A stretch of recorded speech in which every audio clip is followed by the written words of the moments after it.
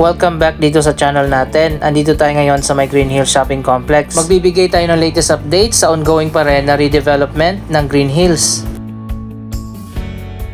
Natapos na nga at nagbukas na ilang buwan na nakaraan ang napakalawak na bagong Green Hills Mall. Pero sa ngayon may isa pang bagong mall na tinatayo at idudugtong dito. Tara samahan nyo ako, tingnan natin ang latest na progress. Nung papunta pa lang ako dito, maganda pa yung panahon at maaraw. Pero sakto pagdating ko dito sa Green Hills, bigla na namang umulan. Anyway, eto na pala yung bagong mall na tinatayo na kadugtong ng bagong Green Hills Mall.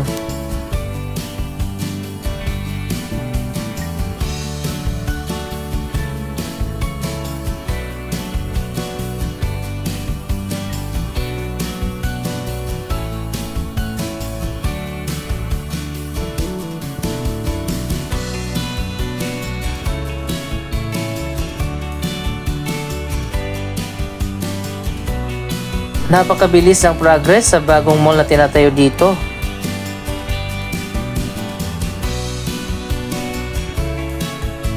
Yung lumang Green Hills Shopping Center Mall ay dinemolish na at ito na ngayon yung bago. So kapag natapos na yung buong Green Hills Mall Complex, napakalawak pala nito. Kaya pala ito ay isang regional mall. At sa taas naman ito magtatayo pa ng isa pang office building.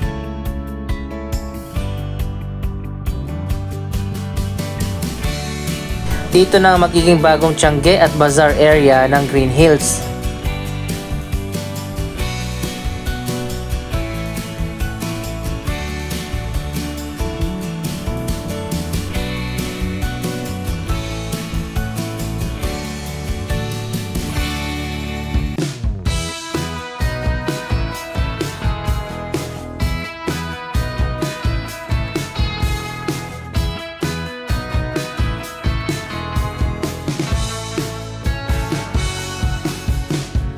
₱60 billion nga ang inilaan ng Ortigas & Company para i-develop ang buong Green Hills Shopping Complex.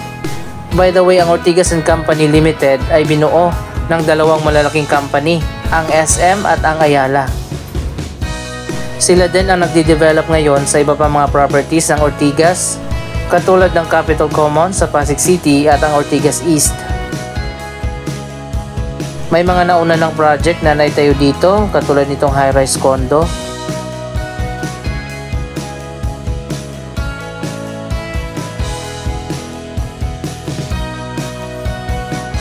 Dito naman tayo sa likod, bago pa tayo pumasok dyan sa loob ng mall, may dalawa pang bagong residential condominium na itinayo.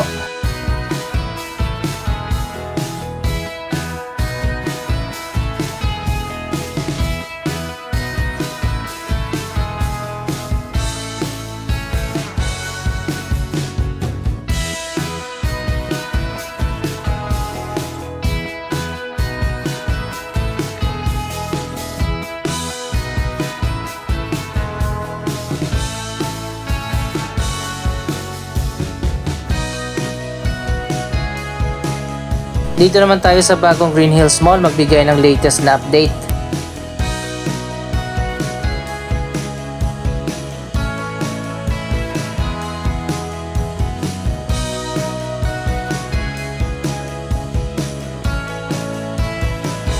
Gaya ng sinabi ko kanina, napakalawak ng bagong Green Hills Mall at mas lalo pa itong lalawak kapag natapos na yung bagong expansion.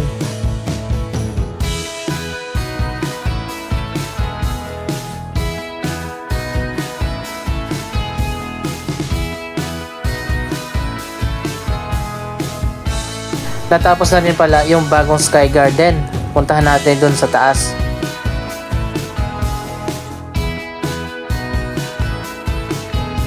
Iba't ibang gold accent ang makikita natin dito sa interior ng mall.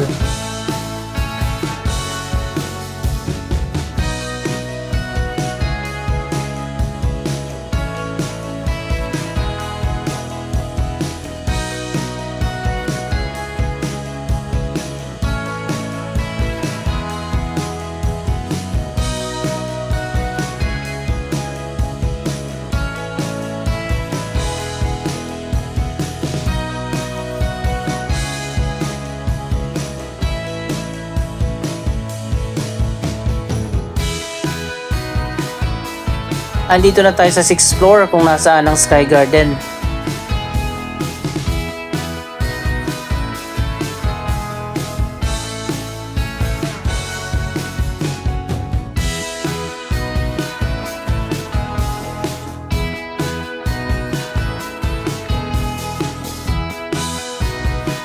Akala ko pa naman kanina makikita ko na yung Sky Garden na maganda yung panahon. Pero itutour ko pa rin kayo dito sa buong Sky Garden na hindi natin nagawa nung nakaraan.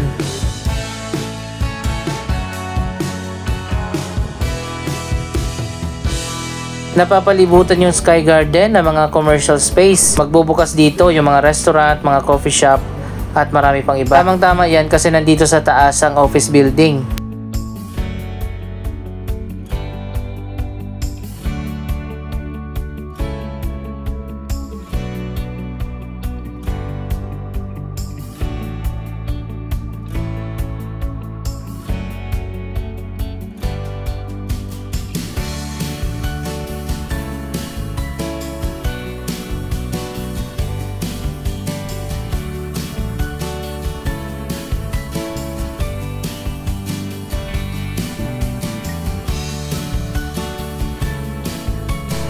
Malawak din pala yung Sky Garden.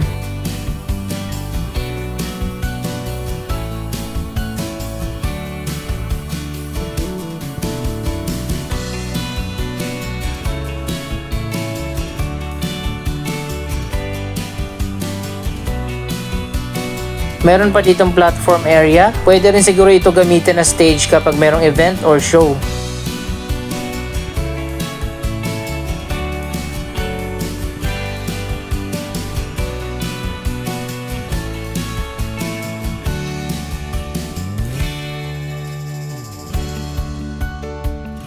May landscaping na rin dito at mini garden.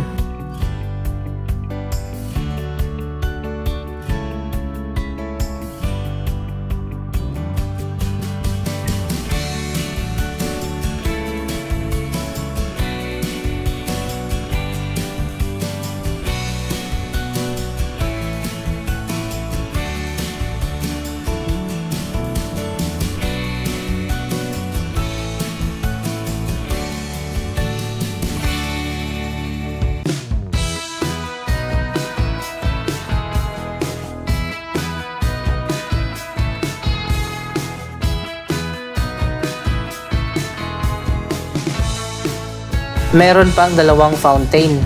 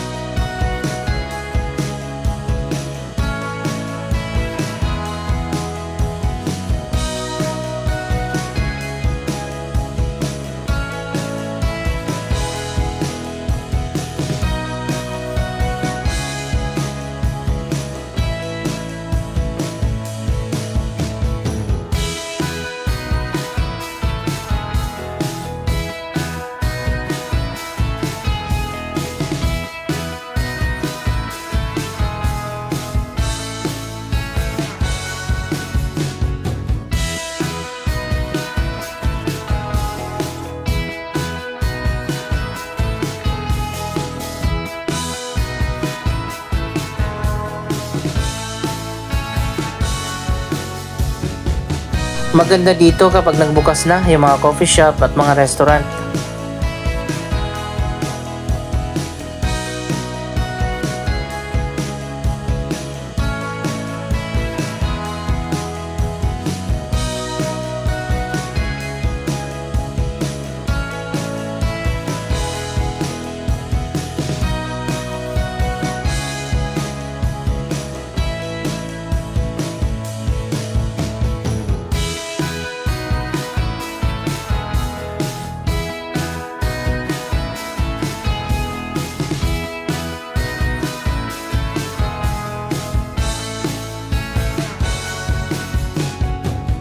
Artificial grass pala ang inilagay dito.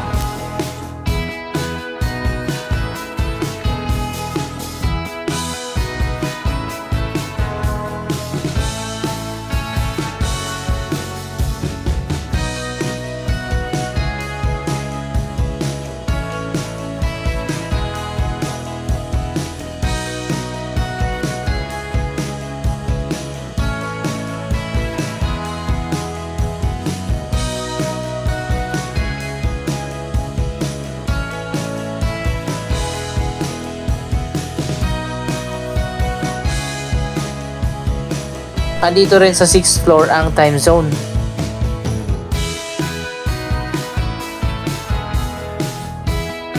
Hindi na natin iikutin ang buong time zone dahil napakalawak nito.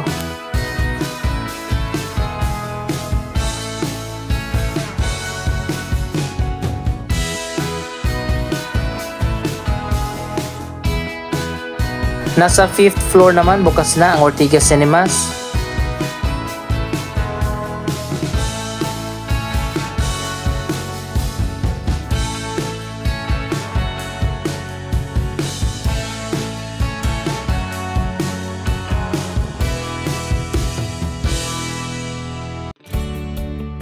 May restaurant na rin dito sa taas.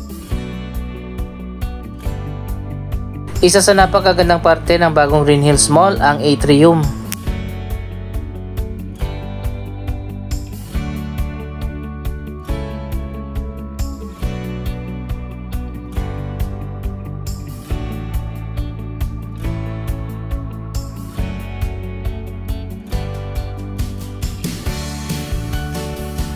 Ito pala yung papunta doon sa bagong mall na ginagawa pa.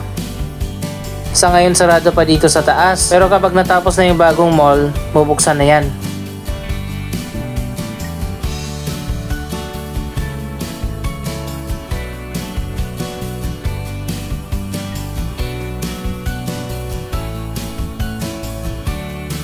Napakarami nang nagbukas sa mga restaurant at mga stores, at meron pang alfresco dining overlooking sa park.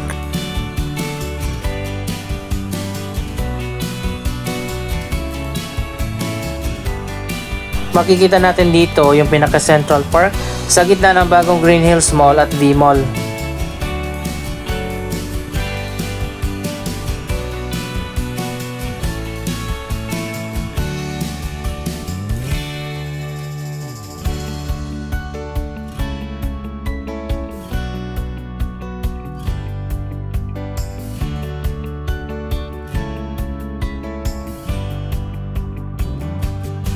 May elevated walkway na magko-connect papunta dyan sa V-Mall.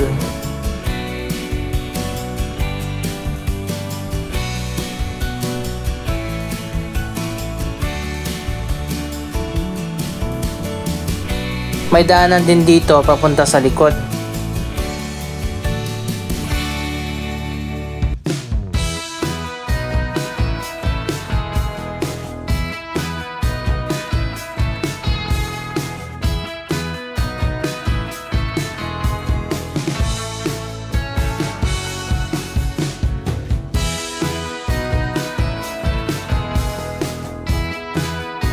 Ngayon pa lang dinadagsaan na ang bagong Green Hills Mall, lalo na siguro kapag nagbukas na ang lahat ng mga stores. Nandito sa lower ground floor ang supermarket, bookstore, pharmacy, iba't ibang bank at hardware.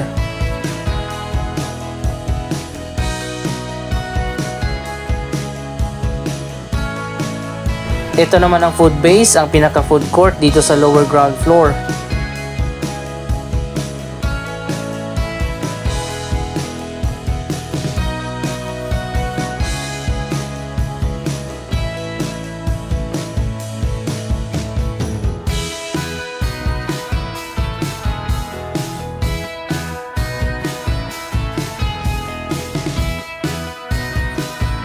World class talaga at napakaganda ang bagong mall dito sa Green Hills.